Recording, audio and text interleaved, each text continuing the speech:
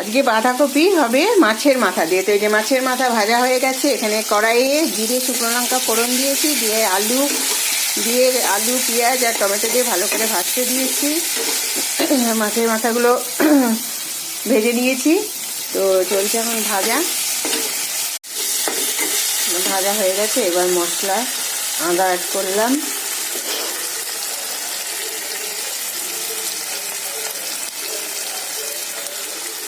জিরের গুঁড়ো,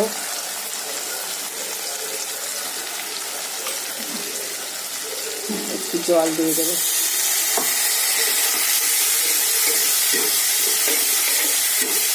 মশলাটা কষিয়ে তারপরে হচ্ছিল বাঁধাকপি দেবো। মশলাটা ভালো করে কষানো হয়ে গেছে। এবার বাঁধাকপিটা দিয়ে দেবো। বাঁধাকপি দিয়ে ভালো করে কষাবো।